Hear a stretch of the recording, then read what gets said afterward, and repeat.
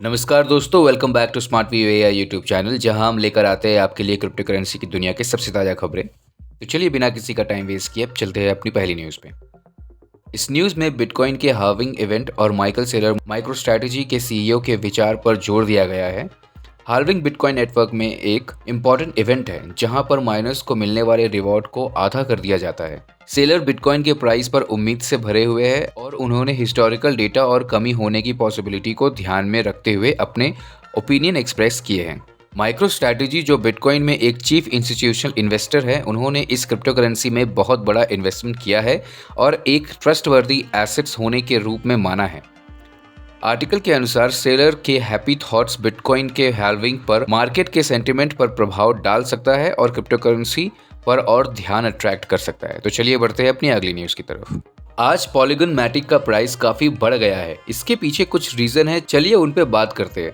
सबसे पहले पॉलीगन का नेटवर्क इथेरियम के लिए स्केलिंग सोल्यूशन के तौर पर पॉपुलर हो रहा है, जिससे ज़्यादा यूजर्स और प्रोजेक्ट अट्रैक्ट हो रहे हैं। इस इंक्रीज अडॉप्शन की वजह से मैटिक टोकन की डिमांड भी बढ़ रही है। इसके अलावा न्यू ब्लॉकचेन प्रोजेक्ट के साथ किए गए पार्टनरशिप और कोलैबोरेशन का अनाउंसमेंट भी हुआ है, जिससे इन्वेस्टर्स का कॉन्फिडेंस पॉलीगॉन में और भी बढ़ गया है। इन सब डेवलपमेंट की वजह से मैटिक का प्राइस तेजी से बढ़ रहा है।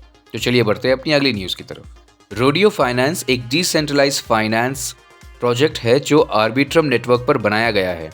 उसने दूसरी बार एक हफ्ते में 1.53 मिलियन का नुकसान सहा है। इस अटैक में स्मार्ट कॉन्ट्रैक्ट की एक कमी का फायदा उठाकर अटैक करने वाला ने प्रोटोकॉल से पैसे चुरा लिए। रोडियो फाइनेंस ने अटैक के बारे में विस्तार से बताया नहीं है, लेकिन उन्होंने ये कहा है कि वो प्रॉब्लम को कम करने पर काम कर रहे हैं और इफेक्टेड यूजर्स को कंपनसेशन दे रहे हैं।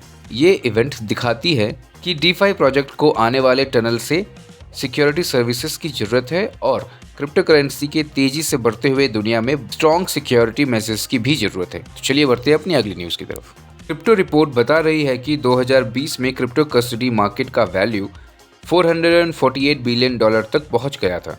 इस रिपोर्ट से समझ में आया है कि लोगों को क्रिप्टो करेंसी और डिजिटल एसेट को सुरक्षित रखने के लिए स्टोरेज की मांग बढ़ रही है। इस तेजी का कारण है कि अब बहुत सारे बड़े इन्वेस्टर्स और कंपनीज भी क्रिप्टो में इंटरेस्ट दिखा रही है। ट्रेडिशनल फाइनेंशियल प्लेयर भी अब क्रिप्टो करेंसी को अपना रहे हैं, इसलिए सुरक्षित स्टोरेज की जरूरत बहुत इंपॉर्टेंट हो गई है। रिपोर्ट के मुताबिक आने वाले साल में भी ये ट्रेंड जारी रहेगी, क्योंकि क्रिप्टो मार्केट बढ़ रही है और साथ ही साथ इंस्टीट्यूशनल इन्वॉल्वमेंट के लिए रेगुलेटरी फ्रेमवर्क भी सुधार रहे हैं। तो चलिए बढ़ते हैं अपनी अगली न्यूज़ की तरफ। स्टैंडर्ड चार्टर्ड का एक रिपोर्ट के अनुसार बिटकॉइन की कीमत 1,20,000 तक बढ़ सकती है। सप्लाई शॉक का मतलब होता है कि बिटकॉइन की डिमांड उसकी मौजूदा सप्लाई से ज़्यादा हो जाती है, जिससे उसकी कीमत बहुत ज़्यादा बढ़ जाती है। स्टैंडर्ड चार्टर्ड का एनालिस्ट का मानना है कि बिटकॉइन की लिमिटेड सप्लाई, साथ ही बढ़ते हुए इंस्टीट्यूशनल अडॉप्शन और रेगुलेटरी क्लैरिटी के कारण मार्केट में बुलिश ट्रेंड बन सकता है। उन्होंने ये भी बताया है कि बिटकॉइन की हालत अभी कम हुई प्राइस का कारण रिटेल इन्वेस्टर्स है और इंस्टीट्यूशनल प्लेयर्स इसमें ज़्यादा इफेक्ट नहीं हुए हैं। रिपोर्ट के अनुसार अगर सप्लाई शॉक का सिनेरियो सही हो गया तो बिटकॉइन की प्राइस आने वाले कुछ सालों में 1 लाख से $1,75,000 तक पहुंच सकती है। तो चलिए बढ़ते हैं अपनी अगली न्यूज़ की तरफ। कॉइनबेस ने बहुत तेज़ी से अपने शेयर्स की कीमत बढ़ाई है। इसकी कीमत 50% बढ़ गई है जब एसईसी ने एक्सचेंज के खिलाफ एक लॉ सूट फाइल किया था।